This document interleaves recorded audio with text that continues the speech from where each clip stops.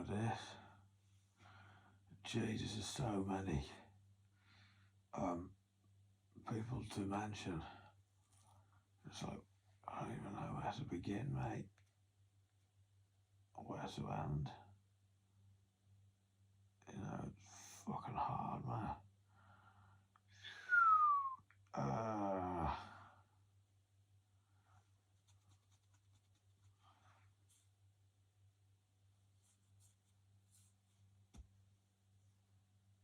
We start with James Ellis.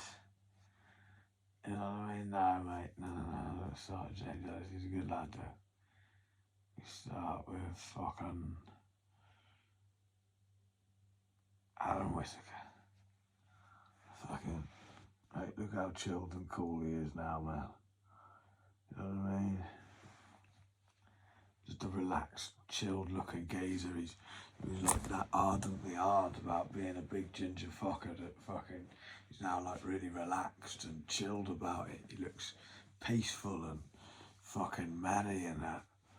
Like a happy Irishman in the summer of 16 or something like that. All full and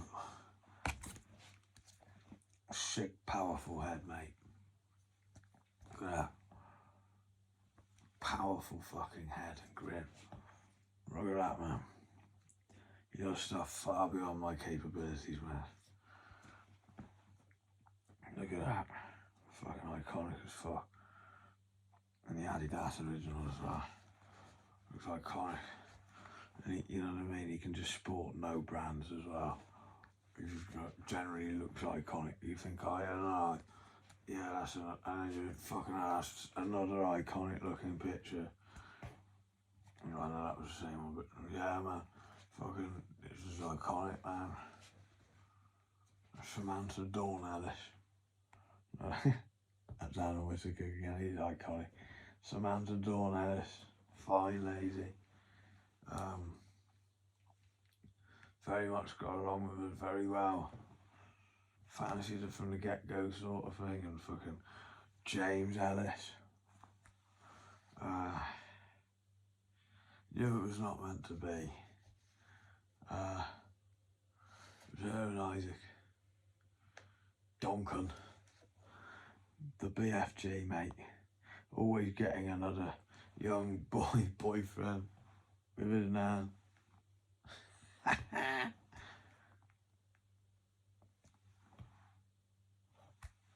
I know there's a few of them, mate. I just thought I was getting a bit too over the top with showing them. But I was trying to show, look, mate, he gets about 4 or 5 of different ones over the year, but I just got the same one because it's like the same one. It just looked very gay for his relationship with his boyfriend. He gets fine lady girlfriends who are friends. And he does get some sick styles. He's got a sick German Shepherd. I was a bit fucking bad with James Ellis because I got insecure about and let him down, man. When he was ardently gay with Duncan and they were powerful, passionate gay relationship. They were fighting all night, man. It was difficult to split them up. You know what I mean? I was just trying to have a drink. I had to quit college the next day and fuck, they kicked me out. I thought come to Isaac Addis because he was the original geezer who got kicked out of college before me. You know what I mean? So it was like you were meeting him. It was like he'd done what you were trying to achieve. You'd already achieved it. So it was like you're better already. I think he was sick bloke, to be fair. But a crazy geezer, very passionately in love with his lady. I let them down. I should have gone to them for his night, and they just ended up arguing with each other because I let them down. It was bad of me, really. I just fucking. I used to feel really positive, and then I could fucking right at the last moment just get really nervous about something and just think the worst. He was a sick bloke.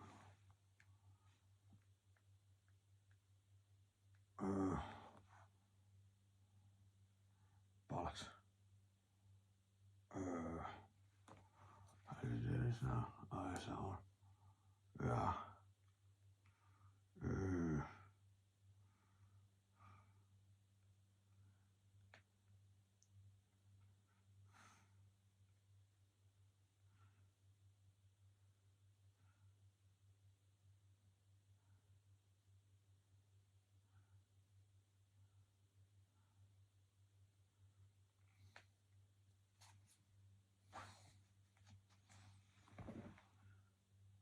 Nick Ford and Jabby. That was it, like.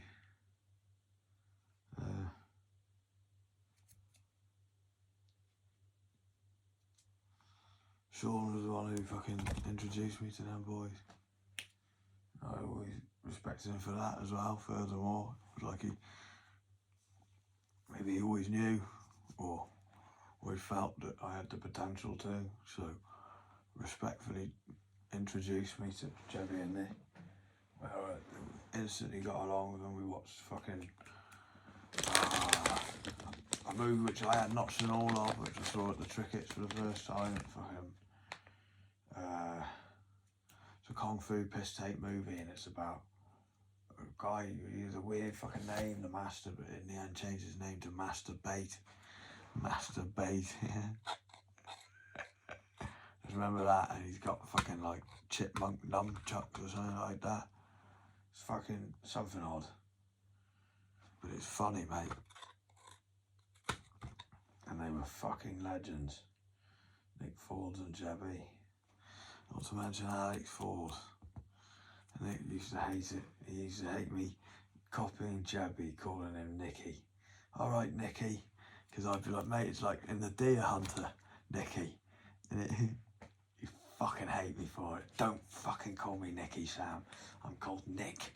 And you know that, mate.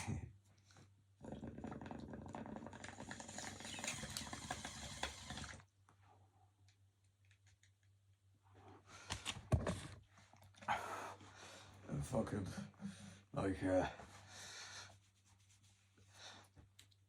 he hated me calling fucking, following Fatboy Steve Thompson, calling Alex Ford Fordy. He wouldn't say it to me face, you know what I mean? Because he knew it would go to fucking Fordy's head that much that fucking, even just saying that will go to Fordy's head.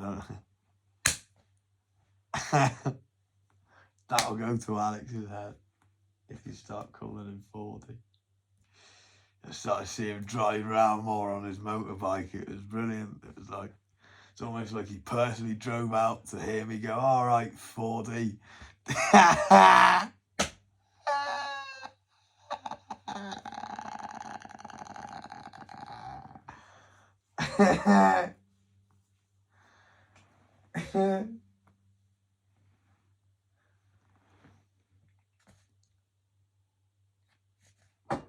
Alex was just fucking funny, mate.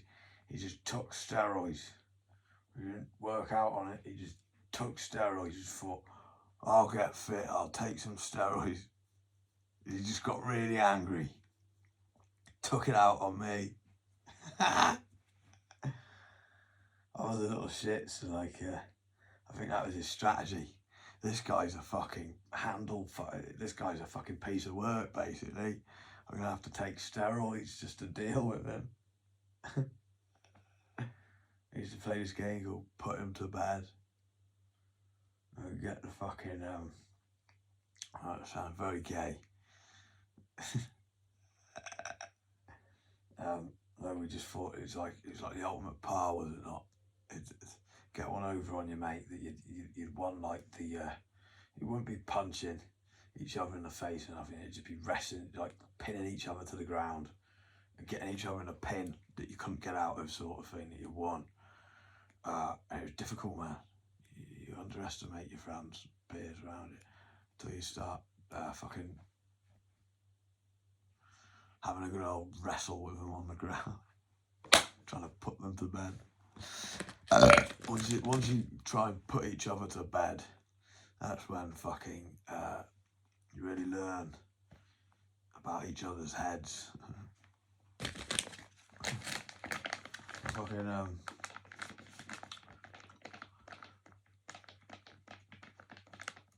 I don't think anybody ever did. Put anybody to bed. They ever did. Crazy, man. But the point was, you'd put them in a pen that much, and this was the reason why you could never do it. Was when you said to the other, like, whoever was, eventually it would be left usually just like one match between one person and another, something like that. Or sometimes it would just be a free for all. It'd be about booking everybody for themselves, fighting each other. So always somebody fighting somebody. Not usually somebody ganging up on somebody, usually somebody fighting somebody else.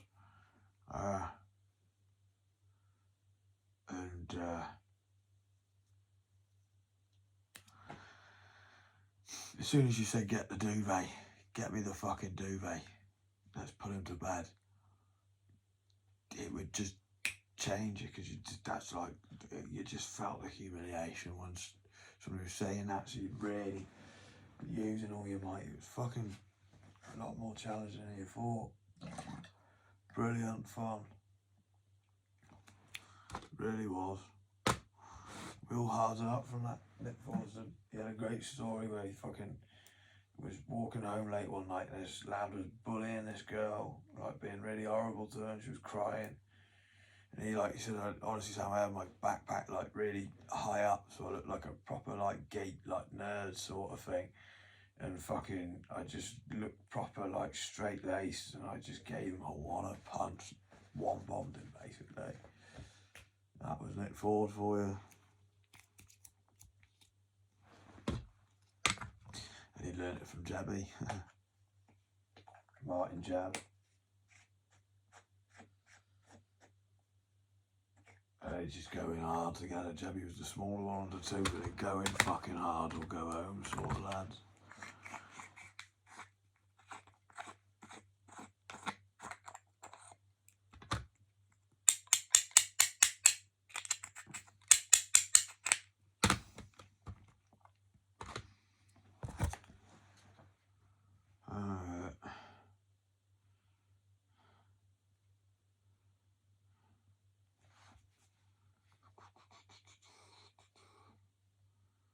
Say about Mark. He's a fucking legendary idiot. There's something just I would do, most definitely, and think I'm a fucking genius. I've created eternal pictures of images to see forever. Damn alley. Top man.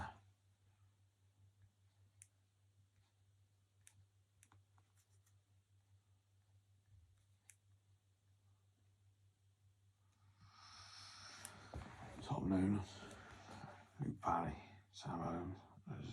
The relaxed coolness of Tom Noonan. Just Luke Parry's like, mate, are you sure this is the best time to take this photo, mate? Everybody looks kind of a bit half-assed and fucking not ready for this, and Tom just kind of gives everybody an embrace and smiles it through. Top man. There's 40.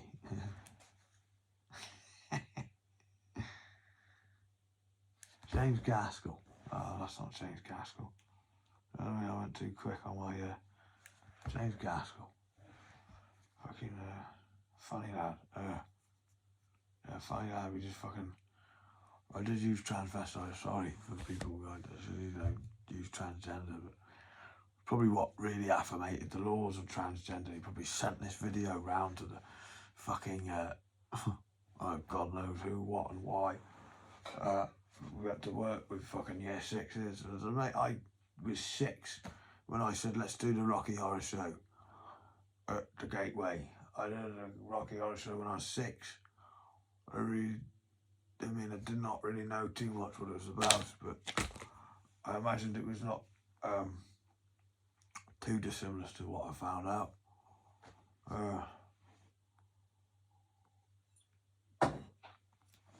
Birth, Meatloaf's career, and Susan Sarandon's. and I just fucking just play. And admittedly, I have to say it's not easy working with kids and then trying to. I mean, these plays. I mean, it's kids fucking. We were kids doing fucking drama, doing like little sketches. They were fucking boring anyway. And then it was working with kids, so it was going to be even more boring. So we tried our best to just try and make it as funny as we could. Luke Parry just wore the piece of woman's clothing. And I just was as honest as what it was looking like. As I said, he's my friend and he's a transvestite. I was the mother. The right Mardy mother. And Hugh was pissing himself, man. Hugh fucking, he was meant to be dead in the play and he was laughing that much. It was very obvious he was not dead. I mean, he was very good at not making a sound, but he was going, it was funny, man. And last time I really saw Hugh like laughing sort of thing, God rest his soul, Tony died, which was a tragedy. I've got it. Tony was a top man. Tony, Hugh's father, probably looked up to Tony. It's a sick pop, you know what I mean? It was a fucking tragedy. He like lost his best mate and his dad, sort of bloke. He was like best mates with him. Like the way they would both fucking take you round to theirs, and it was like you were going round to like two brothers' houses. Like, here's what we got on Liverpool, Sam. Fucking have a look, man. It's fucking sick. And it was. He loved his Liverpool and fucking had loads of sick shit. It's devastated to hear. It was Julie Ramsey. That's Sean's mum. Judy Rowlands. Luke Appleton. And he's like a shepherd. You know what I mean? Shepherding the loads who are a bit more vulnerable. Those are like myself at times. He was a cool bloke as well. Really good at football. Really talented footballer. He goes out with my cousin Helen, she's a lovely lady. Hannah Gregory, lovely lady. I bullied her terribly and fucking said she looked like the Grudge or something like that, but it made her not really give a shit what she looked like, not really give a shit if she was like looking and here and there, and it made her look more beautiful as a result. Didn't give a fuck, and met a great fella and fucking moved on swiftly, happily, lovely.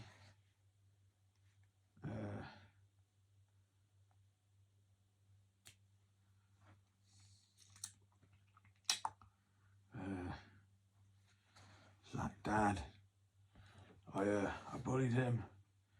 I just thought fucking, he was a really nice lad and he always was a bit weak in his complaining. And it was like, he had an older brother who was an armyman. And I could tell it was like, his complaints with it, his brother had gone off to the army and he'd not really been there. You know what I mean? Just that bit too much of a generation gap. I felt like I had to be. And I saw his brother in an assembly and I just thought, instantly respected him. He looked hard.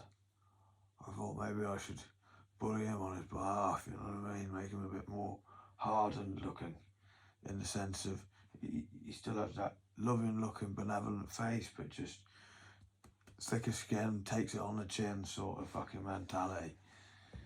And look, he's got some fucking hard boys with him to reaffirmate what I'm saying. Liam O'Shea, he was a good lad. He was a good lad. He has a good Irish name. He always made things fun and I didn't see it coming. Like you say, Sam, imagine it's about me and you who are fucking around the same tally of, that's what you do, top trumps it when you're a kid. when you get older, it's your injuries, more your ailments. I've got problems with my kidneys or something like that. I've got a hip replacement or something like that.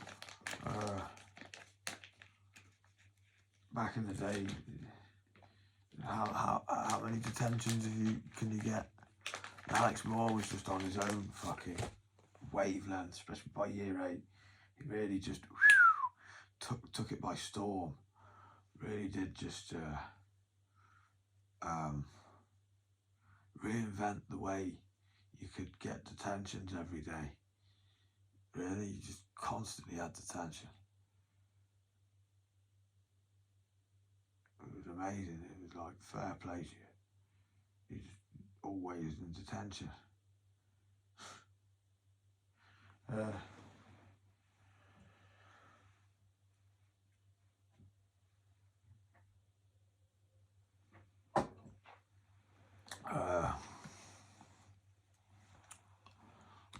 The Moshe turned to me, he said, "Sam, me and you are about the same in the race of fucking how many detentions you can get so you can beat the other one." I can't remember who won, but it made it fucking fun. Didn't see it like that. I was beginning to get a bit downtrodden, but another detention. I do quite like leaving it free. That's a ball ache.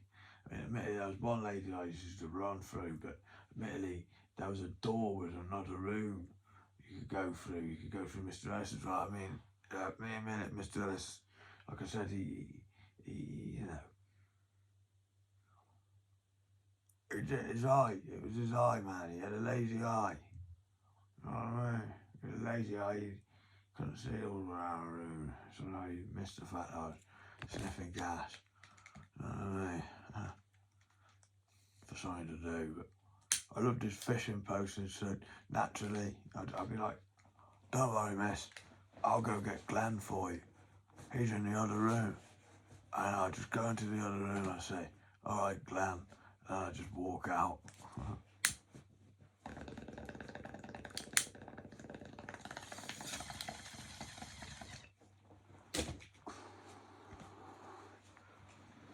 Then Robert, good lad. He used to get bullied a lot. I used to have to sometimes walk around Gaines Park with him sometimes when he needed time to walk away. And he'd, yeah, because me, Jack Dixon, and it's basically Glenn fucking did the opposite. Adam Carr and all that, like, they dobbed on me. Basically, they all just fucking turned on me. The head teacher didn't see everything that had gone on. All she'd seen was me getting kicked to the floor. And I just said, "Don't worry, miss. It was all pretend. We were acting. It's all fine." And they didn't kick me hard. They just like were trying a pretend kick. But do you know what I mean? They were trying to be like nice about it, but because there was a lot of them, they were just kicking me to the floor basically. After they pulled me off Nick. There was only one of me. There was a lot of them. I just thought they fucking stole the Pierce thing, turned it into a weird thing where I just felt sorry for him because of the fact he was getting bullied a bit too much that day. And I thought, ooh, I'll say something to, maybe boost his self-esteem a bit. I feel sorry for him. And they just turned it around into something which was just like, Jesus. I regret saying that now, sort of thing. See why fucking brought on themselves and fucking, that's all the head teacher saw was me just getting kicked on the floor. Very good, I learned through Kyle. If they'd only sit, and Blake, mate, Blake was fucking quick. Could have been year 11 by this point as well, Could have been. That was why it was so like, really, I fucking ended up crying at one point because it was just the fucking feel of like betrayal, mate. It's the feel of betrayal. It's like, and Blake, mate, was like, we got done for smoking. When we went into this room, it was all very known by the teachers and all that we were getting done for smoking because it had been seen by the head teacher that we had fucking smoked, and she saw us. And we went into a room, and it wasn't the head teacher. Blake was like a fucking solicitor or something, and he was like, basically, she never actually saw us smoke. She just saw smoke in the air, and she just saw us in the alleyway. There's no evidence to say that we were smoking. So we were like given half the punishment immediately. We only got given like a fucking lunchtime detention or two, something like that, or for a week, something like that. It was like, wow, that was mint. And it was that kind of fucking quick thinking that I'd seen. So it was like very quickly I realised, right, she's only seen this much. And I said to her, basically, just go along with me. Honestly, we'll get out. Oh, we're scot-free. And we would have if they'd have all gone along with me. But they didn't. He just turned on me immediately and said, oh, you didn't see all of the stuff, fucking, what happened? He jumped on Nick and basically brought in all of this, which he'd not seen, and then just turned me into the fucking bad guy, where we could have all got away scot-free, but they just wanted to get away scot-free. They didn't want to think of, they just saw me as the person to be persecuted. It was like, wow. Just where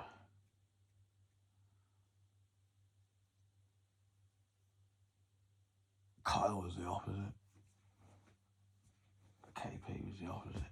I fucked him and Dom. KP knew, mate, you can't just fucking smoke somebody's weed. I skanked it. He skanked me. He was giving me shit deals. So I was just giving it back to him. But by this point, I couldn't get hold of him. I just had some bud, you know, like in my possession. And you just think like, shit, I got bud, which I cannot sell to anyone because that's just cruel. There's Judy Parrott. Not Judy Parrott, it's Judy Rowlands. It's Luke Parry and it's Judy Rowlands. Absolutely, sorry Judy Rowlands. Sorry Judy. Lovely lady. But fucking...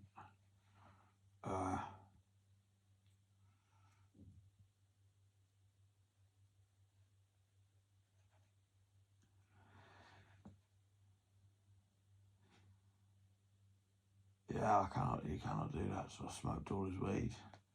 Basically, just sat there for a day or two and just smoked all his weed. Which I was meant to sell. Fucking Kyle just knew, oh God. He's like my big brother then by this point. Like an overseer.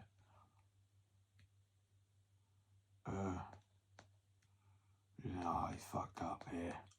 Basically, I know what he's done. I'll go and talk to him. I'll try and get him out, basically, because he's basically being a little pussy. Smoked all your weed and he's not coming up. Didn't expect you to fucking come down the next day and fucking ask for it back. Ask for the money and that. You know, you just smoked your weed, you didn't think twice. So Kyle did it all nice sort of thing. Fucking, he basically went, it was just like, yeah, it was that kind of peanut. He just was like a bigger peanut to me. He was like a walnut or something, or a fucking, yeah, that's absolutely it. The peanut doesn't think. Peanut thinks there's more than walnuts. Peanut doesn't know. There's a Brazil nut.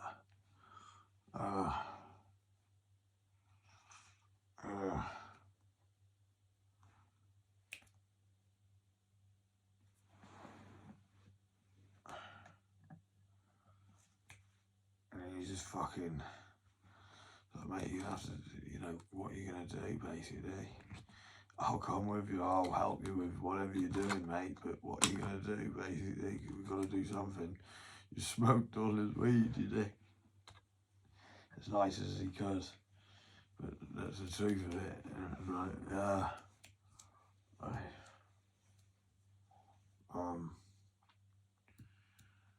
fucking, my sister never gave back a key from Oak Street, and I thought, fucking, this is a perfect opportunity to use that. Naturally, they changed the locks, and it was like, ah, fuck. I did not think of that. I stole the bloke's bike. I don't know if he is a bloke, but fucking, I stole his bike. I don't know if anybody got any, Dom got that, but fucking chucked it down fucking cinder path. In the nettles and that. Fucking wasn't enough. I ended up mugging. The thing is, I knew them both, Ashley Till and fucking Jim. And I knew them before like anything started. It was like, oh, for fuck's sake, I know these lads. I think I did say, I know these lads. I can't really do anything here, lads. I fucking know them. This is not good. They will just immediately recognise me, mate. That like they'll just know the outlet, just know me. It's like I knew them. It's like it's different. I find when you know somebody when you're a kid. I know lads who even though I didn't know them like really close friends, but because I knew them from Colham, saw them in Colham. To me, I see them again. They don't even look like they've changed. It's weird. Even though, yeah, they're men now, but they don't even look like they've fucking changed. They still look like the kids I remembered when I was in Colham. Takes me back. And it's like that.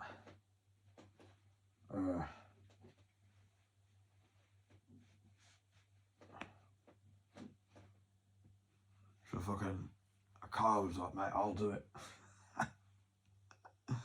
I'll do it. Use my jacket. I gave him a jacket. It took me like a year to get it back. Fucking, it was terrible. It caused a massive divide between us. I always felt bad because I didn't want to look like somebody who, so I more than anything really wanted to just fuck up the year when I had time at New College, because it was like, I didn't want to look like one of those kites. I mean, after I fucking like, just grassed him in, but I just got stitched up, mate. I got told by fucking, it was Terry Jones's solicitor, very crooked solicitors, and I just got lied to by the solicitor, and it's the first time I've ever been in trouble on that level of seriousness. I relied on somebody like Kyle to give me that kind of street wiseness sort of thing. He was the one who knew this kind of shit. I was used to him being by my side, not people telling me that he said shit against me, and that's what they basically said. Kyle had said, it's you've done it, it was your jacket, and shit like this to me. I said it was in a statement, and I didn't read the statement. I should have read it. So I don't even have the proof to even say, no, I read that statement and could defamate that. No, I didn't read the statement. I just glanced over it, saw a signature. I don't even know if it was Kyle's or not, do you know what I mean? I just saw some writing in a signature and just assumed the worst, shitting myself, and fucking thought the worst, shat myself. And I think it was having that kind of fucking shite from fucking, but the difference was I was with them going, it's all right, lads, go along with me, we'll all get out of this. This was different. This was like, I didn't have that contact until afterwards. Kyle's like, ah, for fuck's sake. And he's informing me then, and he's wising me up then. The penny's dropping as he was saying it in the room, going, mate, you were set up. It was a stitch up, you dick. That's what they do. Because he was used to knowing about Terry Jones's solicitors. He knew they were a crooked fucking firm in Shrewsbury. He would have told me about that kind of shit. So it was alright, fucker.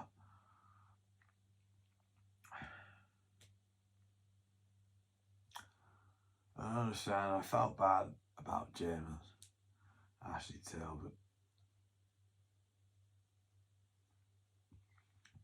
as much as I felt bad,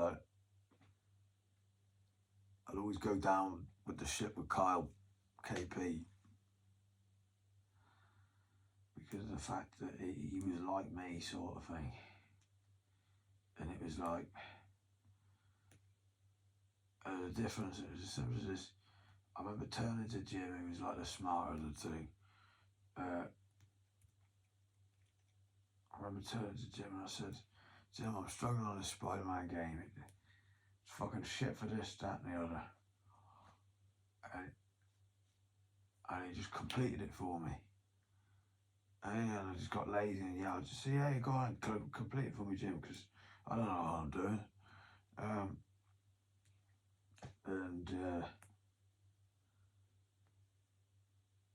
He didn't get it. If I'd have said that to Kyle, he would have just said, yeah, man, that's shit. Why don't you do this instead? You know what I mean?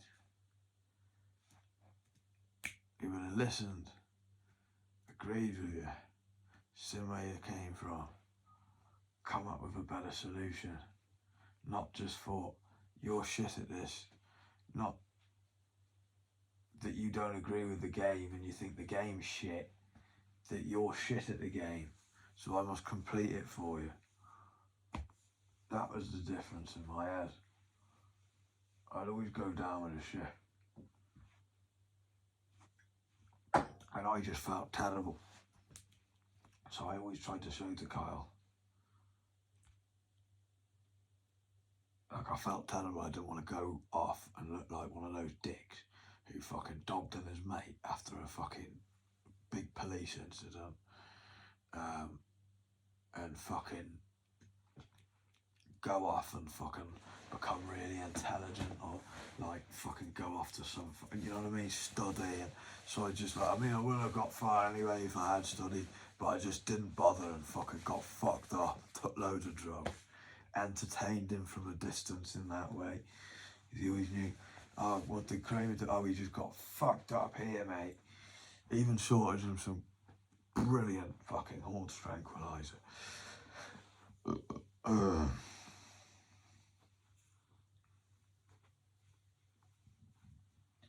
When it got worse,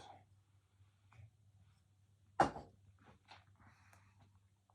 was like, I saw KB years later, and it was like after I fucked up and was fucking up even more, he was really sad. It was like the tables turned, and he felt sorry for me and thought, mate, this is a tragedy for you, mate. It felt like he was like trying to be the big brother still, and he did. He was. It was like, I'll take an even harder fall. And he fucking, his heart went, he had a really serious procedure, had a heart transplant and everything. It was like cutting edge fucking science technology sort of thing at Birmingham Hospital. Really serious fucking situation. It was a miracle. The miracle he's still here. It's like fucking,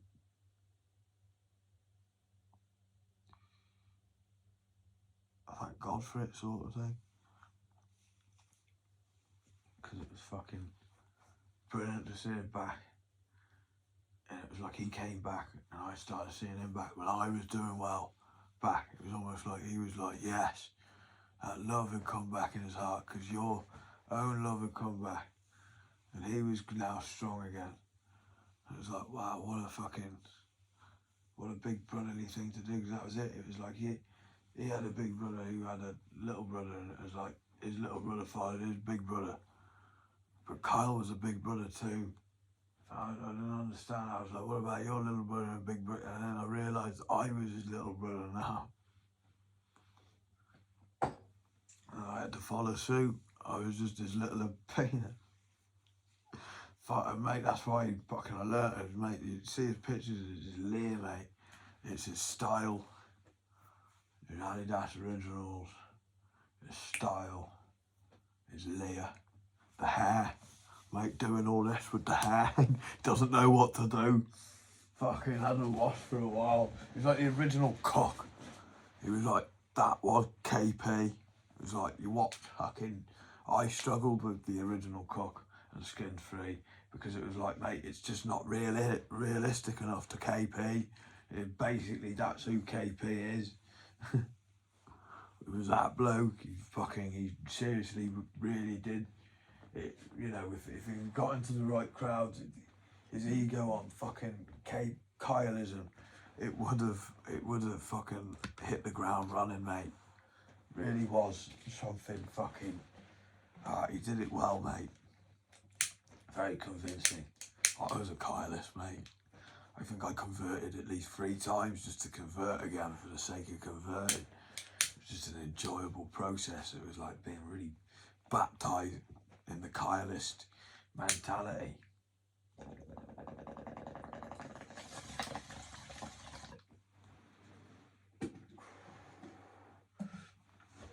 Mate, he's so funny at parring people, mate. Like, he just loved ripping people. He was a fucking terror. He would just, oh mate, when he got pissed, he was a terror, mate. That was the other thing. It felt like his heart went out for me. He was gutted. He just used to go around terroring. Like, just felt that gutted for me. He'd just terror around, pissed as fuck. And he was like an absolute terror, mate. It was like, Jesus. He made me look like a really nice bloke, like a really peaceful man. Walking the streets, my mate. It's like, I usually came off as the fucking off-pan sort of fella. Screw loose sort of fucking misdemeanor. And he made me look like I was Holmesley Dale magazines.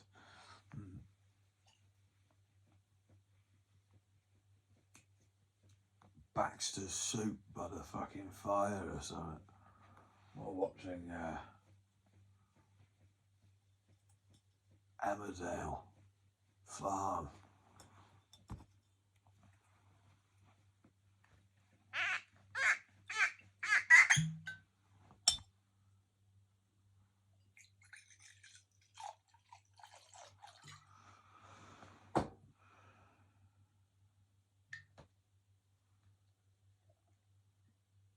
Lovely Welsh whiskey.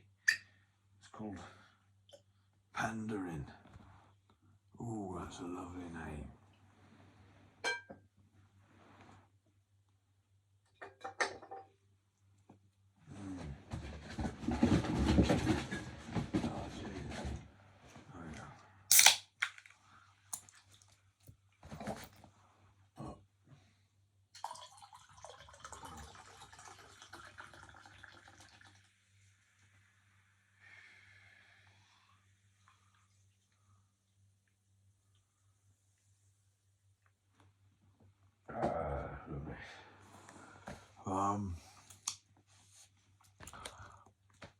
That's about it for the moment.